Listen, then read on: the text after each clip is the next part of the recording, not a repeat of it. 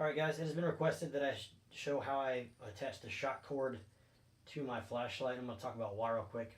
You'll notice that I have this tied in such a manner that the open loop end is towards the bezel. And if this was reversed and this was attached near the bezel, I want the same thing towards the end it was not attached on. This is so that in a hurry I can very quickly find that opening and drop it over the top. Okay. The reason for the shock cord is to allow you to put it over your hand and still use your fingers. You can do things like use your keys to open your door, carry groceries, manipulating a firearm, whatever. Okay. An alternative grip to this would be over the back of the knuckles. Okay. This makes it a little more difficult to touch the button, but it does free up more of your hands. If you're going to do this one, I recommend running your shock cord a little bit tighter. The light doesn't take up as much space on this one. Okay. Let's get into showing you how to do it. Alright guys, so of course you'll need your light, and in case I didn't point this out already, it needs to have some type of lanyard ring to attach this to. You can sometimes get away attaching it around the light underneath the clip, depending on how big it is and where it sits, or some other position, like there's an indent.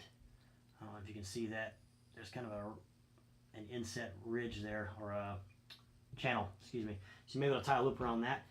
That's not going to be as secure, but you can also buy certain lanyards for certain lights from some places. Okay, so your flashlight, this is about 18 inches of 1/8 inch shock cord. You can buy this in 100-foot segments and shorter, anywhere on Amazon, or on Amazon rather. And then you can also find this at like surplus shops and stuff if you don't want to buy so much. It's pretty cheap though, and it comes in use for other things. Big lighter, because we're going to have to trim this up, and then you can see what happens when you don't trim it.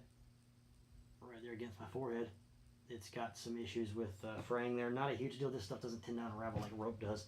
And then some scissors for trimming. So first thing you're going to want to do is fold that in half. Okay, we're going to make a loop, and that loop is going to go away from the end you're going to be attaching the shock cord to it. So in this case, we're going to this lanyard hole here. Now for me, what I like to do is run this just a hair longer than my palm is. So I'm going to want that knot right about here. Okay, and this helps keeps it nice and tight so that when it's on the light, it's not loose and hanging. We want it snug. Okay, so what I'm going to simply do is an overhand knot. Okay, so we're just going to make that loop like that. I'm going to tuck those ends through that. And I'm not going to snug this all the way down right now because I want to check the fit. So we'll put that against there. And that's a little longer than I want, so I'm going to shorten that up some. And all you got to do is push the slack through towards the free ends. And then we can pull that snug again. And then we'll check again. Okay, and keep in mind when this gets used for a couple times, it's going to stretch a little bit because that knot's going to tighten. You're going to pull some towards the loop end. All right. So that's about where I want that. And all I'm going to do is take one of these two ends and slide it through this lanyard hole. And once I've done that, I'm simply going to tie another overhand knot. Okay.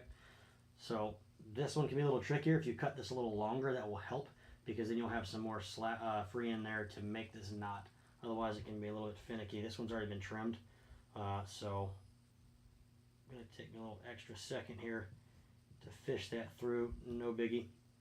Once you've done that, you want to push the knot tighter towards this because you want minimal slack in here, right? So I'm going to push that in, and then same thing with this side.